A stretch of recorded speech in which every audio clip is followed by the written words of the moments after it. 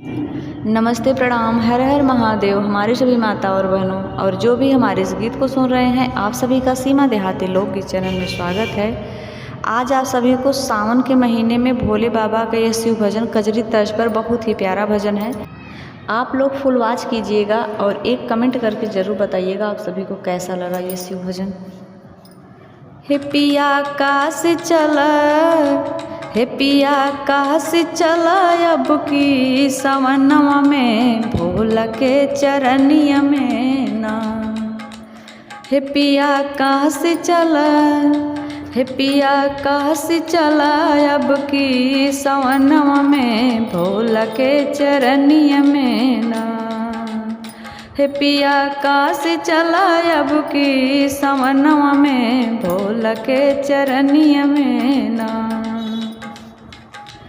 काशी नगरी अति पावन, उहाँ रहबै पूरा सावन।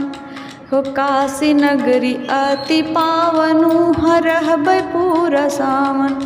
उहाँ रहबै पूरा सावन, उहाँ रहबै पूरा सावन।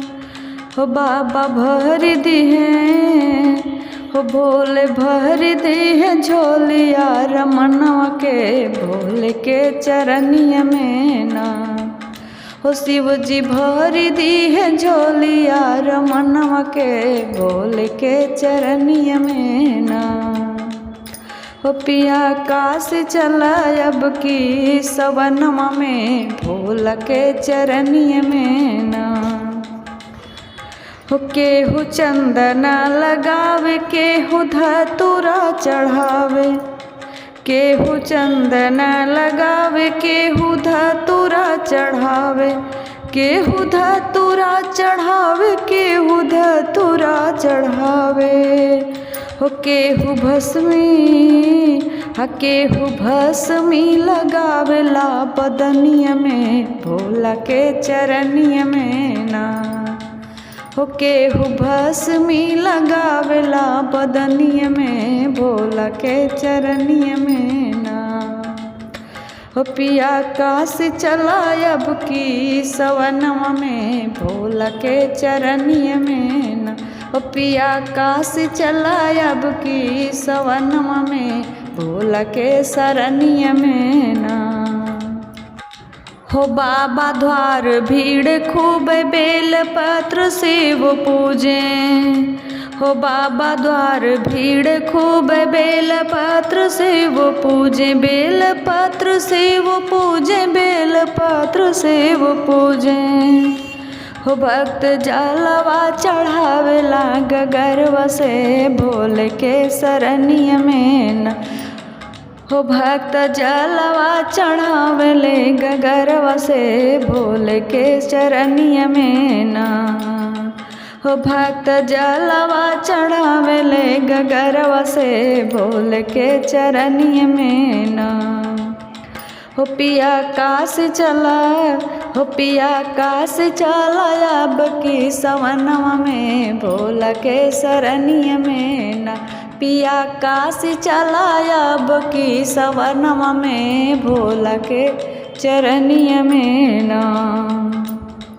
हो केहू आरती गावे, केहू घंटा बजावे। हो केहू आरती गावे, केहू घंटा बजावे। केहू घंटा बजावे, केहू घंटा बजावे। हो केहू भंगिया पियावेला कटोरवा से भोला के चरनिया में ना।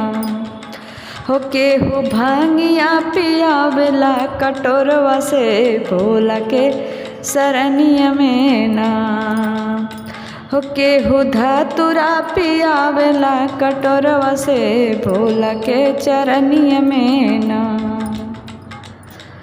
हाँ पिया काश चला, अब की सवनवा में भोला के चरनिया में ना। हो पिया काश चला, अब की सवनवा में भोला के सरनिया में ना।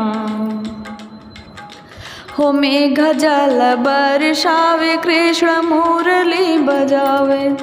हो मेघ जल बरसावे कृष्ण मुरली बजावे, कृष्ण मुरली बजावे, कृष्ण मुरली बजावे। हो भक्त लीन बाटे, हो भक्त लीन बाटे भोला के भजनिय में, बाबा के चरनिय में ना। हो भक्त लीन बाटे बाबा के भजनिय में, भोला के शरणिय में ना। हो भक्त लीन बाटे बाबा के भजनिय में, बाबा के शरणिय में ना। हाँ पिया काशी चला, हाँ पिया काशी चला अब की सवनवा में, भोला के चरनिय में ना। हो पिया काशी चला अब की सवनवा में, भोला के शरणिय में ना।